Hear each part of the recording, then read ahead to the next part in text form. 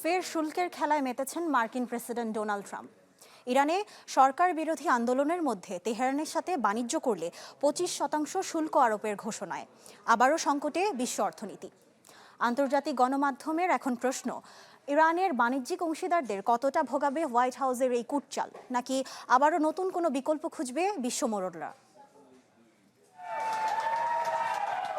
বিশ্ব রাজনীতির দাবার বোর্ডে আবারও ট্রাম্পের সূক্ষ্ম চাল, বদলে যাবার দশা বিশ্ব অর্থনীতির হিসেব নিকেশ। তেহরানের সাথে বাণিজ্য করলে গুনতে হবে 25% শুল্ক। ঢালাইয়ে দৃঢ়তা, নির্মাণে নিশ্চয়তা, প্রিমিয়ার সিমেন্ট, ঢালাইয়ের রাজা। ট্রাম্পের এমন ঘোষণায় স্পষ্ট হুমকি, ইরানের পাশে যেই দাঁড়াবে দিতে হবে চড়া মূল্য। গেল বছর প্রভাবশালী দেশগুলোকে এক দফা ভুগতে হয় ট্রাম্পের শুল্কের রোষানলে। তবে বছর না ঘুরতেই আরও একবার শুল্কের ঝাঁকুনি। বৈশ্বিক গণমাধ্যমে নতুন প্রশ্ন, ইরানের বাণিজ্যিক অংশীদারদের কতটা ভোগাবে হোয়াইট হাউসের কুটচাল?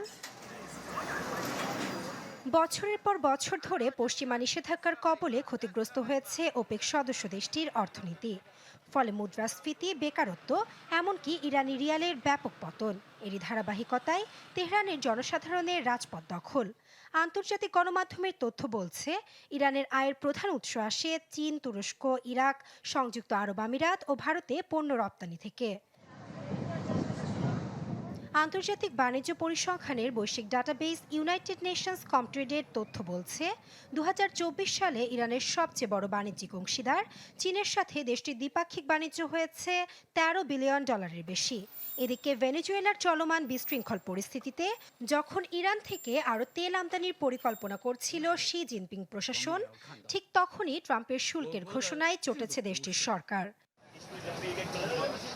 জাতিসংঘ কমট্রেডের তথ্য আরও বলছে, 2024 সালে প্রায় $5.5 বিলিয়ন বেশি বাণিজ্যে ইরানের দ্বিতীয় বৃহত্তম বাণিজ্যিক অংশীদার হয়ে উঠেছিল তুরস্ক। তবে হোয়াইট হাউসে ফিরেই আঙ্কারার ওপর 15% পারস্পরিক বেজলাইন শুল্ক এবং ইস্পাত ও অ্যালুমিনিয়াম আমদানিতে 50% শুল্ক আরোপ করে যুক্তরাষ্ট্র। এরপর ইরানের সাথে বাণিজ্য করলে আরও 25% শুল্কের ঘোষণায় কৌশলগত সংকটে পড়তে চলেছে এরদোয়ান প্রশাসন। এদিকে একদিকে যুক্তরাষ্ট্রের সাথে সম্পর্ক আর অন্যদিকে বাণিজ্যিক বাস্তবতা, সব মিলিয়ে দোলাচালে ভারত পাকিস্তানও। রাশিয়া থেকে তেল কেনার দোষে 500% শুল্কের হুমকির পর ইরানের সাথে বাণিজ্য হুমকিতে নতুন করে ভাবতে বাধ্য হচ্ছে নয়াদিল্লিও। নাসরিন আক্তার, চ্যানেল 24।